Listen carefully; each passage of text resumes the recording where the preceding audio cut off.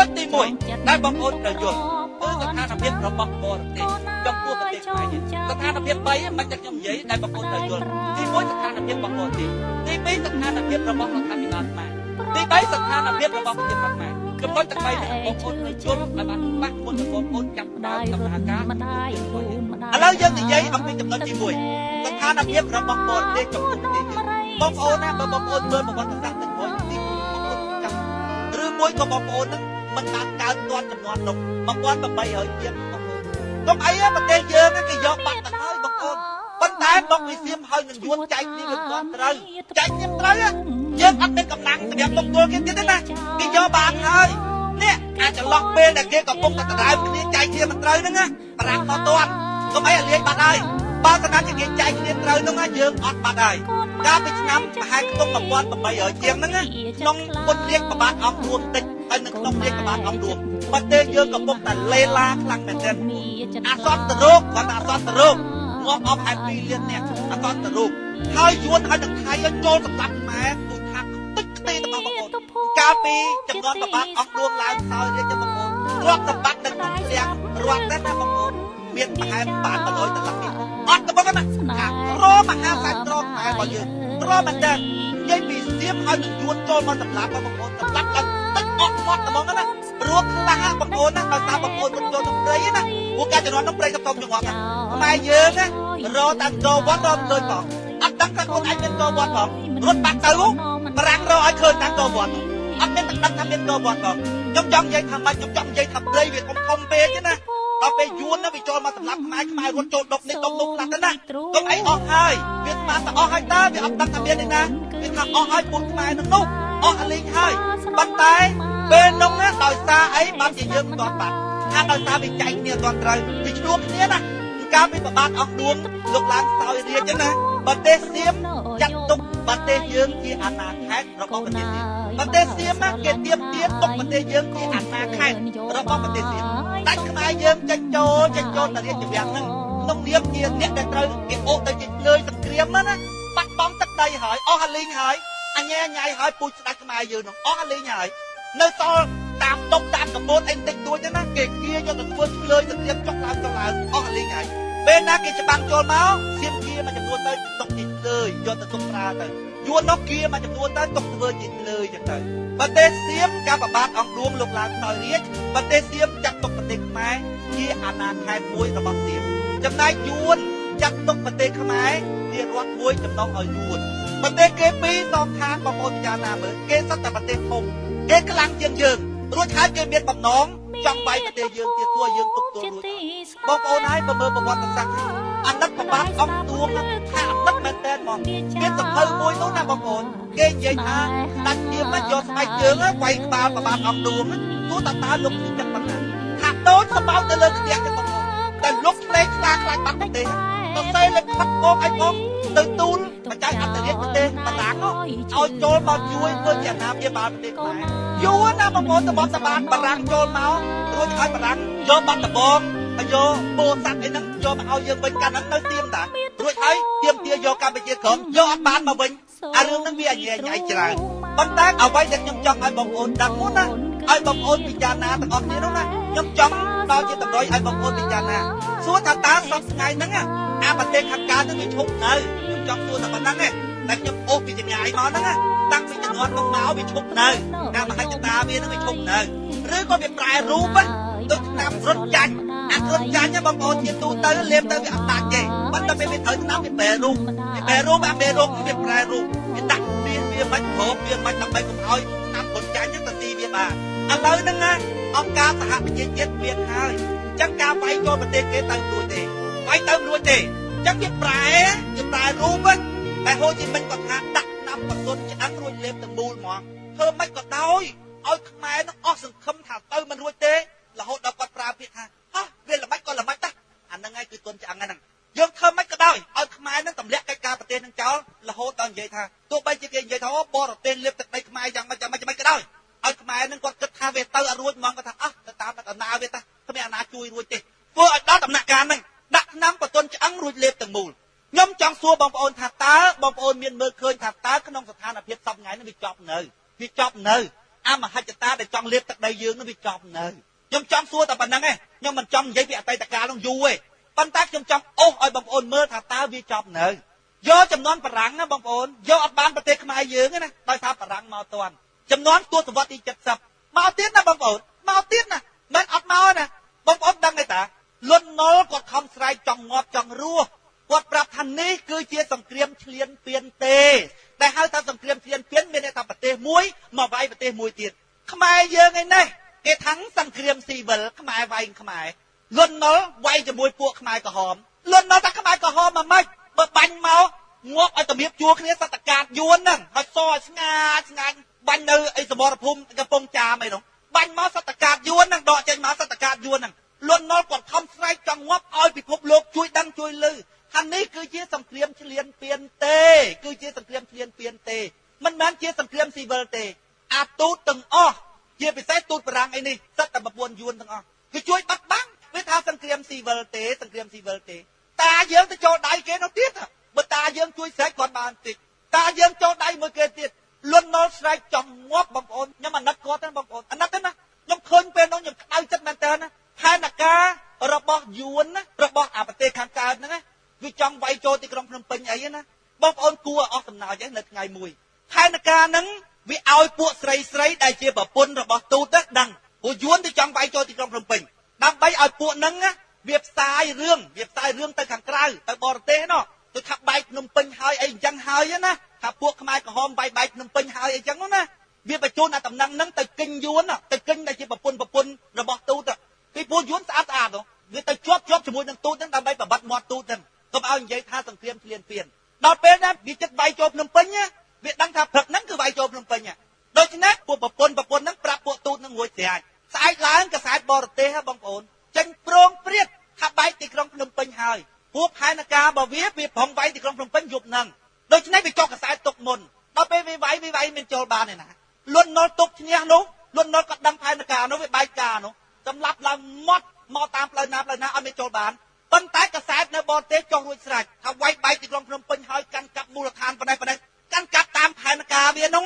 ប៉ុន្តែជាក់ស្ដែងមានឯណាទេនោះប៉ុន្តែអាបរទេសនោះផ្សាយលហើយបងប្អូនពិចារណាមើលសួរថាតើលន់នល់ក៏ជ្រួលច្រាលប៉ុណ្ណាម្នាក់ឯងខំប្រឹងស្រែកថានេះគឺជាសង្គ្រាមឈ្លានពានទេតាយើងជួយស្រែកខាងគេនោះទៀតលន់នល់ថាអត់ទេនេះគឺជាសង្គ្រាមឈ្លានពានទេបើបាញ់ងាប់រេលណាបងប្អូនសស្ងាត់ខ្មែរណាសបងប្អូនសស្ងាត់ហើយសតកាតយួនទាំងអស់ហ្នឹងសួរថាតើមហិច្ឆតាចង់លេបទឹកដីរបស់យើងនឹងពីយូរមកហើយនឹងឈប់អត់បងប្អូនណាគេបំបត្តិមាត់យើងអត់ឲ្យនិយាយប្រវត្តិសាស្ត្រហ្នឹងឲ្យបានល្អិតល្អន់ណាទ័ពប៉ុលពតហ្នឹងវាយឈ្នះទ័ពលន់នល់បងប្អូនពិចារណាមើលទ័ពលន់នល់វឹកហាត់ដោយអាមេរិកណារឿងអីដែលទ័ពអាពតហ្នឹងប៉ុណ្ណឹងវាយឈ្នះទ័ពលន់នល់បងប្អូនដឹងទ័ពណាជួយវាយយៈកងដែលយើងលាក់ក្នុងព្រៃប្រហែលឆ្នាំហើយនោះវាទៅណាវិញ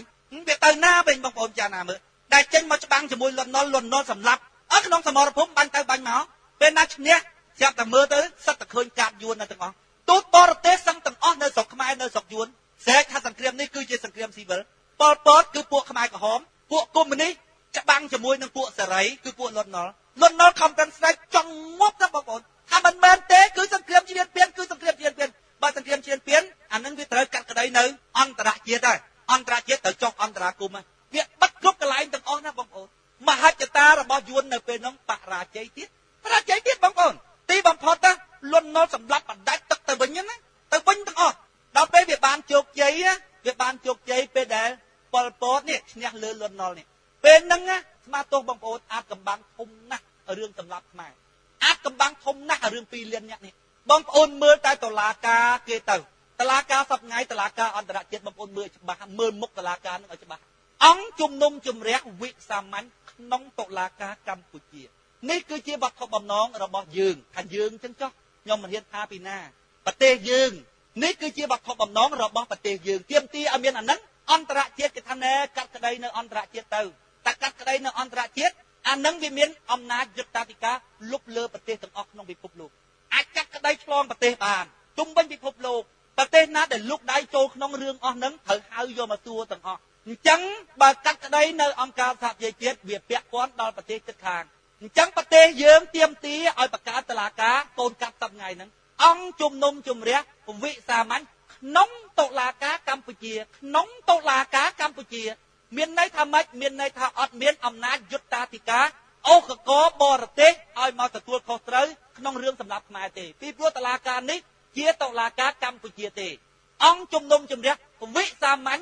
นงโตลากากัมพูชีตลากามวยในบางปอนนะเจียตักมากัดคนอย่างโซสะอาดเตเลียงเทียมระบอบไปเจียบรอดขมายได้ปลักมกเทตโกเอาสะอาดผูกพองลายนี่อัตลากามวยนั้นคือเจียตักมากัดคนอย่างโซสะอาดเตเลียงเทียมระบอบไปเจียบรอดขมายได้ปลักมกเทตโกเอาวิสะอาดแต่กัดก็ได้ด้วยฮัจจอบพระบางปอนขมายเยอะรอมกอนาสลับขมายอัดบานดังอนาสลับขมายโกนขมายงบอปีเลียนเนี่ยขมายจำนวนกรอยเนี่ยก็แต่รวมเทียงเนี่ยได้ดังไงนะได้แต่ขวอะไรก็แต่ไปรวมหันเทียงกรไรเนี่ยอัดไม่ได้ขวอะไรเต้มันได้ดังเรื่องประเทศเจียอย่างมาเตงจังบ้านปัวบอเตนั่งใหญ่ท่าดำไปดอกสลายขมายนะบารัฐาปิบาเกบำบัดปอระเมียนนั่งหายเนี่ยเราเฟิร์มมัดนั่งเอาไว้แต่เนี่ยโยนนั่งเอาขมายโยนโดนเนี่ยได้เอาดังโดนเนี่ยได้บ้านดอกเสียเรื่องสับมาด้วยจังบ้านปัวยังปรังคลังนะบาง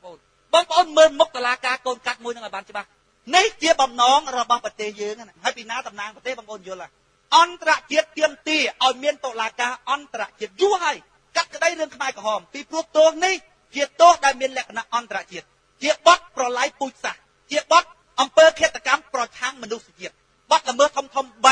ได้เติมกัดก็ได้เจียอันตรเจียอุกฤษกรรมสังเกรียมบดละเมอปลอไลปุยสะบดละเมออุกฤษกรรมปลอช้างมนุษย์เจียบดละเมอทอมใบนั่งเรายกแต่กัดก็ได้เจียแหลกนะอันตรเจีย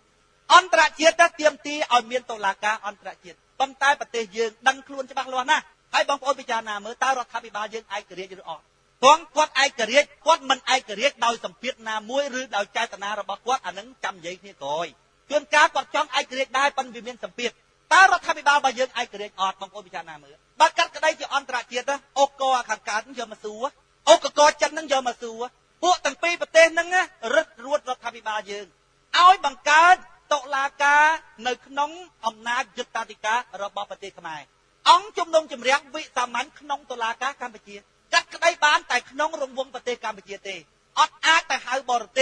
ได้เกสองไซด์นั่นไงยอมมาชลอยจำพวกมกตลาการนั่งบ้านเตปีพรัวเชียตลาการะบอบกัมพูชีเตองจุ่มนงจุ่มเรียงวิสามันขนมตลากากัมพูชีจังบ้านยำใหญ่ท่าตลากามวยนี่นะเจียตักมากับคนอย่างซอสอาดเตเลี้ยงเชียมระบอบเนี่ยรองครัวคือเจียไปเจียรถไม้นั่นได้ปละมกเทตกรเอาเวซอสอาดโผพองลายแต่กัดก็ได้ด้วยหายจับครับบางคนจับมวยใช่ให้อันตรเจียดนึงโจรวมเขาเตียดบางคนปีพวกนี้เนี่ยประกาศได้ตลาดการมวยหนึ่งบางคนพิจารณาเมื่อบังกัดก็ได้เจริญกันนะอันตรเจียดนะทำไมเอาเมียนออกเลยมาเรียนเลยเอาเลยมาเรียนเต้ปีพวกไอ้ปีพวกเจียตลาดการอันตรเจียดไงกัดตื่นจะมาเรียนเลยไงกัดตื่นทำไมเอาเมียนออกเลยมาเรียนเต้ปันใต้องจุ่มนมจุ่มเรียงวิสามันขนมตลาดการการไปเจียดทำไมยังเจงมึงประมาณนี้ด้วยเจียมาเพย์เพียร้อยกำดังเอ็มดังทำไมสกจัดเจงเลยบางคนเอาแต่บ้านโอตลาการมองเนินน้องสกไม่บางคนโยนปีประวัติศาสตร์บางคนหรือก็รู้เนยเอาแต่บ้านสีเมียนควอลอาณาสลับไม้อาณาสลับที่ประทันแน่นี่คือเทตกรได้สำลับไม้เนี่ยไอ้เจ๊ได้จำในไอ้ตับไงเนี่ยโอ้อันมันควอลเต้โอ้บางคนรู้เนยละหดดอกไงสลับอัดดังอาณาละออาณาขอจังอัดดังอาณามัดอัดดังอาณาสตรีจังปีเลี้ยนเนี่ยนี่นะบางคนตกเจียอัดกำบังตะได้ส้มบางคนกัดแบบนั่งตัวใบเจตลากากัดได้รู้ให้ถ้ามันเคยเนี่ยนามวยเจียเนี่ยเนื้อปีกร้อยกากัดสำหรับขมายนั่นก็ได้บางคนเติร์ตกเรื่องนั่งเจียเรื่องซองไซมวยสันอัดเมียนเจียสละให้กัดได้หายก่อนเมียนเจียสละได้อัดเมียนขมายสลับขมายได้เมื่อประวัติศาสตร์บานจบานหลอกบางคนเมื่อประวัติศาสตร์เต้าเฉียวสะเพออบานเฉินบางคนยุลอัมพีหลักใบระบบบอติกนองการสำหรับกาปี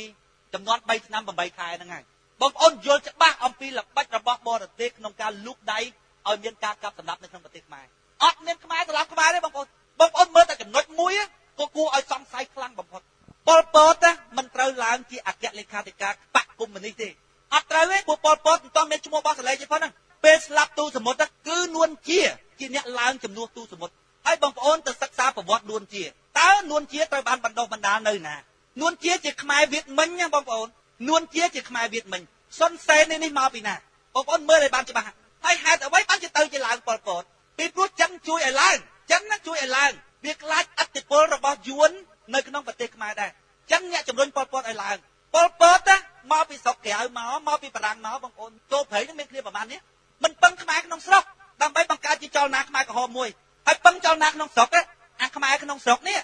បរទេសខាងកើតហ្នឹងគេបញ្ជូនមករួចហើយគេបណ្ដុះបណ្ដាលមករួចហើយពួកហ្នឹងហើយនៅជុំវិញប៉ុលពតហ្នឹងត្រង់ចំណុចហ្នឹងហើយដែលប៉ុលពតគាត់និយាយថាគាត់អត់ដឹងគេស្លាប់ដល់ម្លឹងគាត់ដឹងដែរគេស្លាប់កម្មាភិបាលធំធំដែលជាអ្នកក្បត់បាក់គាត់អត់មានដឹងថាស្លាប់ប្រជាពលរដ្ឋនៅតាមភូមិស្រុកគាត់អត់ដឹង